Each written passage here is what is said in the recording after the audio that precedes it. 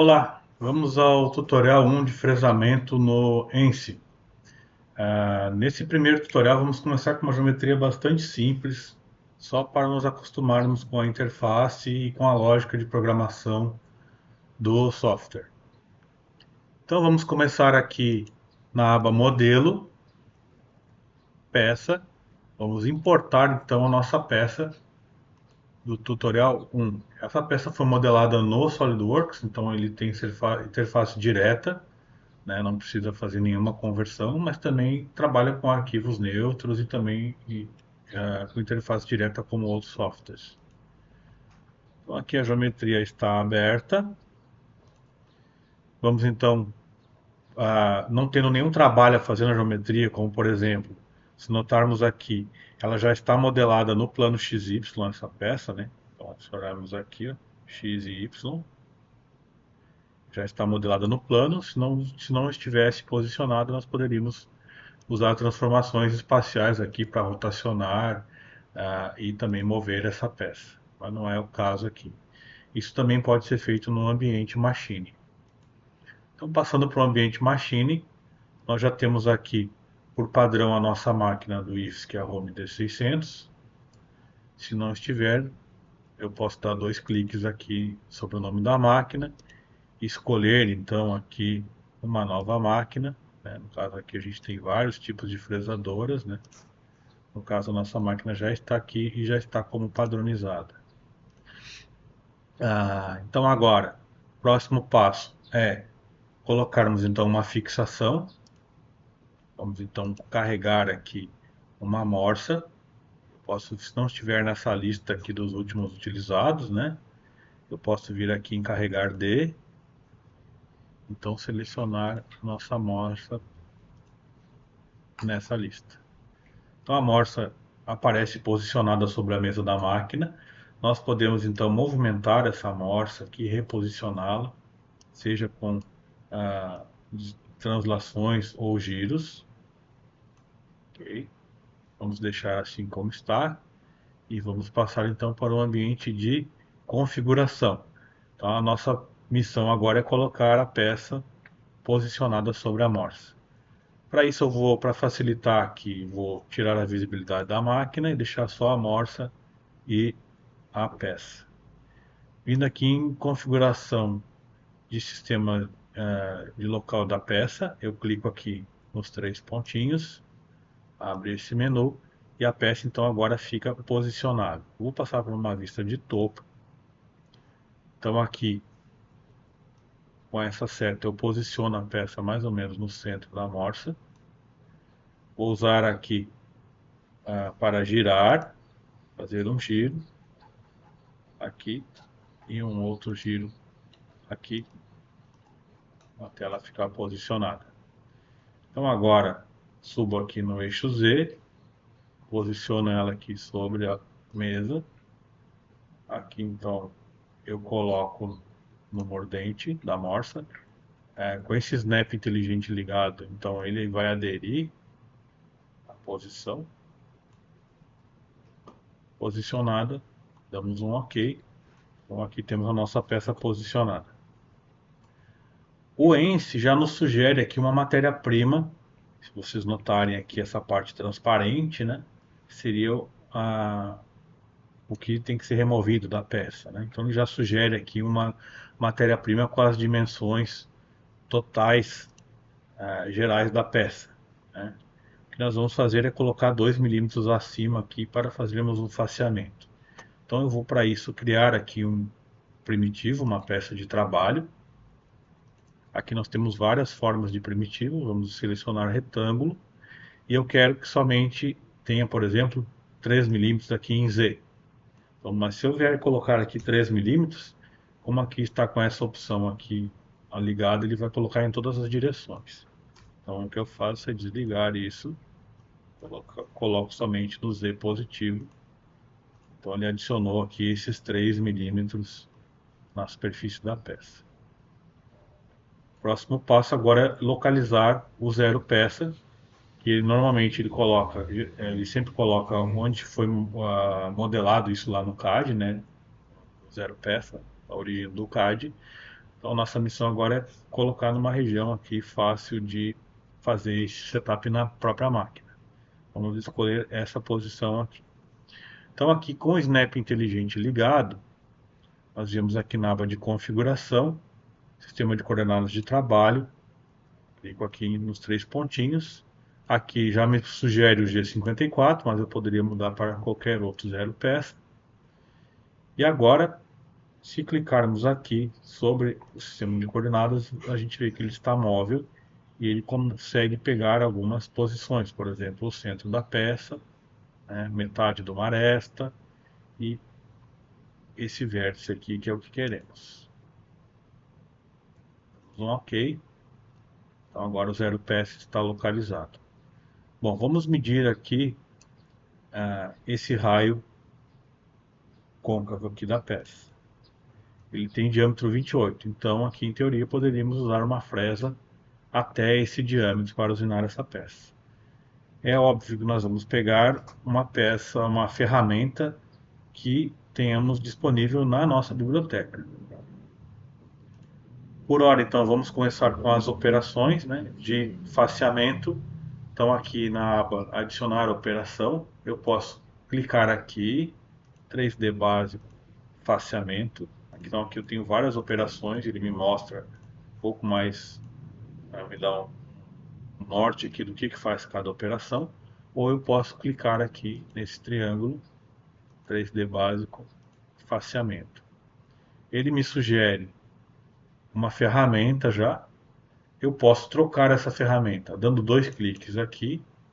Então abre-se o menu de ferramentas ou no próprio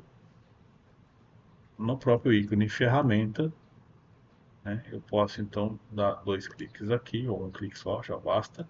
Selecionar então, ele já pegou da minha biblioteca padrão. Eu vou mudar aqui para essa fresa de facear, selecionar ferramenta para operação, mudou de ferramenta. Agora então vamos trabalhar no comando de faceamento. Nós temos aqui então a estratégia. Então aqui, como a ferramenta vai varrer a peça. Aqui no caso ela está sugerindo uma estratégia espiral, mas temos algumas outras aqui, como zigue-zague otimizado, zigue-zague simples, uma direção única ou um único passe, por exemplo. No caso de eu ter uma peça que tem uma largura menor do que a largura do diâmetro da ferramenta, escolho um único passe, ele vai centralizar, colocar bem no centro da peça e vai então fazer essa usinagem em um passe único. Vamos deixar aqui o zigue-zague otimizado. Aqui é o passo lateral da ferramenta. Notem que quando eu clico aqui nesse ícone de interrogação, ele me dá, né, o norte do que faz cada um desses comandos. Então aqui esse passo está para 75% do diâmetro da fresa. Eu posso mudar para um valor em milímetros específico ou manter em percentual do diâmetro. Esse valor está OK. Ângulo, então por exemplo, se eu quisesse que essa varredura fosse em ângulo, eu viria aqui em ângulo, posso colocar aqui 45 graus. Notem aqui nessa seta que ele muda para 45 graus. Eu posso dinamicamente também mudar aqui essa seta. Posso mudar o valor aqui. Vou deixar aqui 90 ou 180, o valor que eu quiser. Aqui nós temos a suavização de cantos, então na mudança de trajetória, da maneira como está aqui, ele vai fazer um raio equivalente a 25% do diâmetro, para suavizar então esses movimentos. Sentido de corte, concordante e discordante. Níveis de usinagem, então ele já identifica que ele tem 3 milímetros para tirar. Aqui então eu posso colocar quantos passes eu quero fazer essa usinagem. Aqui no caso ele está com 2 passes e o acabamento com 2 milímetros. Eu posso colocar, por exemplo, um acabamento com 1 milímetro. Então ele vai tirar, como ele tem que tirar 3, ele vai tirar 2 milímetros, depois vai tirar mais 1. Profundidade de passo aqui, o valor, posso colocar aqui, como eu só tenho 3 milímetros para tirar, eu coloco 10, ele não vai tirar 10, ele vai tirar os 3 milímetros. em 2 passadas. Aqui nós temos tolerância da usinagem, né, como que é a entrada e saída da ferramenta, por exemplo. Então aqui a ferramenta vai sair 5 milímetros, 10% do diâmetro dela, né, tanto na entrada quanto na saída. Aqui então eu posso alterar a ferramenta, as velocidades de avanço e avanço, velocidade de corte e avanço que ele pegou lá da biblioteca de ferramenta. Eu posso colocar outras opções para essas operações aqui. Ao longo do curso nós vamos trabalhar mais com essas opções. Por hora vamos deixar assim. Então tudo ok, eu peço para ele então gerar o caminho da ferramenta dessa operação. Então gerou aqui o caminho da ferramenta. Esse ícone aqui me dá a visibilidade do caminho da ferramenta gerada. Então aqui eu consigo ver essa linha tracejada vermelha é movimento em G0 até um plano de segurança. Onde é que está esse plano de segurança? Está aqui, 10 milímetros da peça. Eu poderia colocar aqui um outro valor, por exemplo, 5 milímetros, recalculo, agora ele está mais baixo. Depois ele tem uma aproximação, vai fazer o primeiro passe nessa linha mais escura aqui, e depois o segundo passe, o passe de acabamento. Bom, então agora, quando calculamos a operação e não tem erro, esse ícone aqui fica branco, né? Quando tem algum problema, ele fica em vermelho. Vamos então para a aba de simulação, para simular essa usinagem. Então aqui nós determinamos a velocidade da simulação, e vocês vão notar que se não tiver erro, esse triângulo, esse ícone aqui vai passar de branco para verde. Então aqui estamos com a simulação de máquina, então ele simula toda a cinemática de movimentação dos eixos da máquina, sendo o plano XY feito pela mesa da máquina.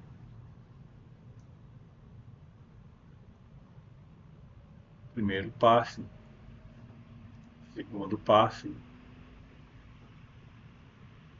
Então aqui agora ficou verde, então significa que está ok. Aqui, se eu clicar no ícone, me dá o tempo dessa usinagem. Aqui é importante, na aba de Machine, aqui em Estratégias, né, deu em torno de 7 minutos. Se eu mudar aqui para espiral e mandar recalcular, vamos ver quanto tempo dá. Então posso clicar aqui também, ó, 7 e 9. Se não me engano, o outro lá era 7 e 30. Então mais ou menos o mesmo valor. Ok? Então aqui, para ressimular nessa nova trajetória, eu posso reconstituir, resetar o material da peça. Então ele recoloca aqui o material, executa a simulação com essa nova estratégia.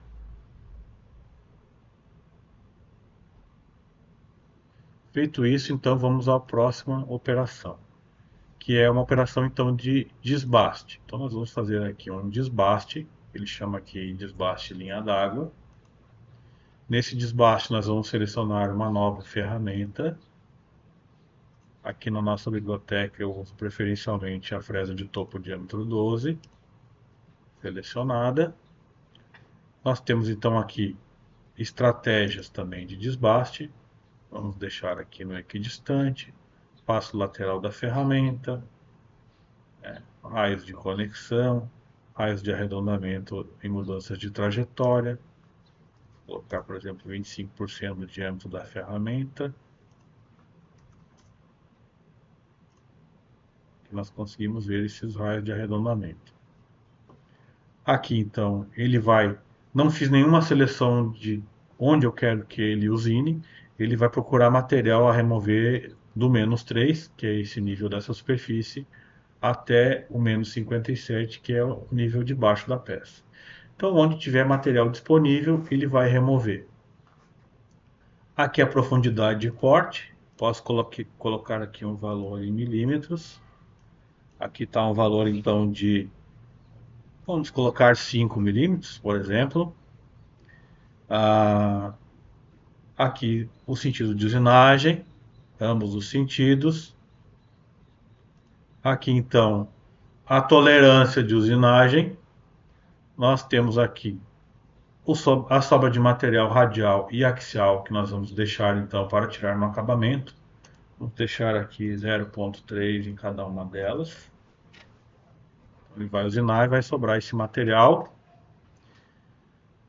Aqui então as conexões, né? Aqui então nós temos ferramentas, as velocidades de corte. Vamos então calcular a operação. Então aqui ele gerou o nosso caminho de usinagem. Eu posso ver aqui, antes de simular o resultado da usinagem, notem que ficou um material aqui sobrando, ok? Vamos então trabalhar aqui com os parâmetros de corte. Vamos mudar esse passo da ferramenta, colocar ela um pouco menor, vamos colocar aqui 30%, recalcular.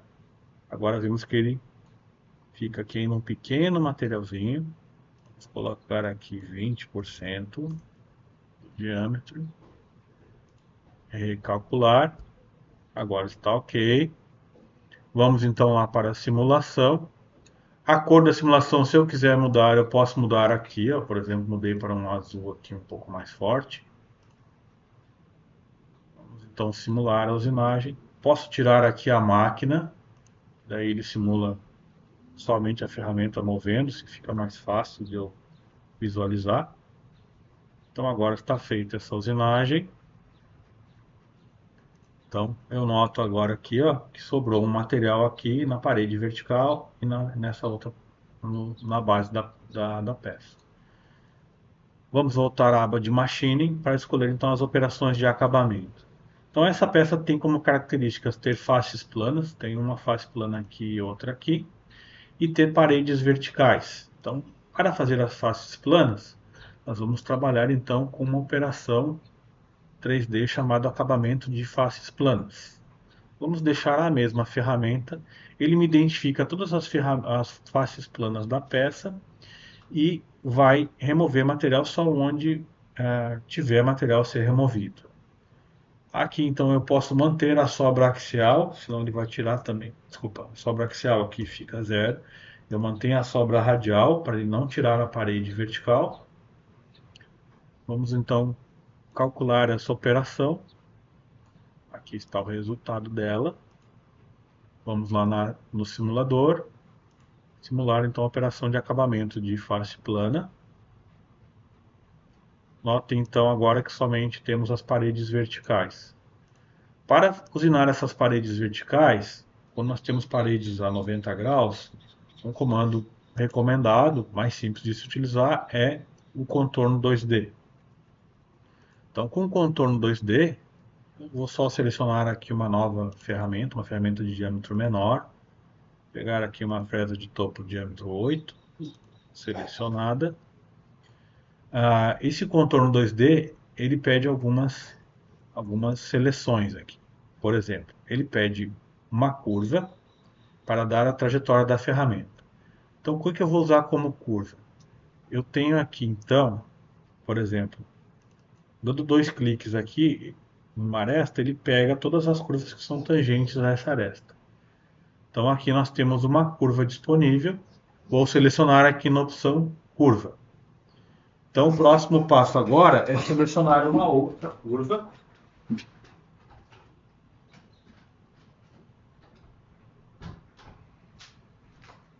Então, vamos ver aqui, temos também essa outra curva aqui, dando 2 cliques na aresta. Ele pega a tangência, mas ele não pega essa curva aqui, o que não é tangente. Então, aperto aqui o Ctrl no teclado e seleciono com o botão esquerdo do mouse eu tenho uma outra curva. Notem que ele marca em verde aqui, ó, a zona que ele vai tentar usinar essa peça. Então ele vai do nível superior, que eu já vou selecionar aqui, e o nível inferior é o nível inferior da peça. Se deixarmos assim, ele vai matar a peça. Então nós não queremos isso, nós queremos um nível inferior. Bom, esse comando contorno 2D, ele quando eu tenho níveis iguais, eu consigo usar no mesmo contorno 2D. Então, por exemplo, essa parede aqui ó, tem 4 milímetros e essa aqui tem 4 milímetros também. E as duas saem desse nível superior, então eles têm o mesmo nível inferior. Então, nesse caso, se eu selecionar essa ou essa superfície, é irrelevante para colocar a opção nível inferior. Quando eu tenho níveis diferentes, então eu tenho que fazer uma seleção individualizada para cada uma das curvas que eu vou usinar. Ok? Bom, agora nós vamos passar aqui para a vista de topo e vamos visualizar aqui essa figura. Essa figura aqui me mostra onde a ferramenta está entrando. Então ele me mostra aqui nesse azul mais dourado o que seria o diâmetro da ferramenta e em cinza aqui seria o suporte da ferramenta. Então vamos fazer a entrada aqui nessa posição para essa curva e nessa outra posição próxima aqui para a outra curva. Bom, esse ícone aqui me permite estender esse movimento de entrada, ou eu posso então fazer um raio de arredondamento, ou então clicando aqui mudar para linha. Notem que quando eu mudo dessa curva, muda da outra também. Por quê? Porque eu tenho essa opção aqui ligada. Se isso aqui estiver desligado, ele vai trabalhar individualmente. Vamos voltar para arco. Então aqui eu tenho, dinamicamente eu posso mudar os valores, ou eu posso colocar valores numéricos aqui, tanto para ângulos quanto para raios. Ok? Então, vamos deixar aqui como está. Ó. A ferramenta então vai entrar aqui fora da peça e aqui, né, antes de entrar em contato com a parede. Não vamos trabalhar com mais nenhum parâmetro aqui. Profundidade de corte. Aqui está 8 milímetros, ele vai tirar só 4, né? E como são só 0,3 milímetros de parede, não tem problema. Vamos deixar assim como está. Mandar executar o cálculo da trajetória. Vamos lá então para a aba de simulação. Vamos resetar. Aqui eu fiz um reset da usinagem, certo? O que eu faço aqui? Eu posso pedir para simular até essa operação, para não ter que simular tudo de novo. Ó. Simular até a operação selecionada, então ele me mostra aquelas imagens. E agora eu vou simular então a usinagem aqui do contorno 2D. Então, vocês veem aqui a ferramenta entrando e saindo em curva. As duas paredes estão prontas, todas simuladas. Volto aqui na aba Machine. Então agora eu posso gerar o meu programa CNC. A geração do programa CNC, eu escolho aqui um pós-processador. Se não estiver aqui na lista, eu posso então incluir aqui ou procurar esse pós-processador. As operações para a qual eu vou gerar. A pasta de saída. Posso colocar aqui abrir caixa de diálogo, por exemplo, e pedir para ele, em vez de salvar nessa pasta que está como padrão aqui, salvar, por exemplo, na minha área de trabalho. Aqui eu posso dar o nome, né? Tutorial 1. E aqui eu mando executar o cálculo das trajetórias. Então aqui ele me mostrou o programa gerado. Esse programa então que está salvo lá na área de trabalho, eu posso então copiar, por exemplo, para um pendrive e carregar na máquina para executar. Eu posso mandar via rede, via DNC, enfim. Então com isso nós concluímos o nosso primeiro tutorial do ENSE.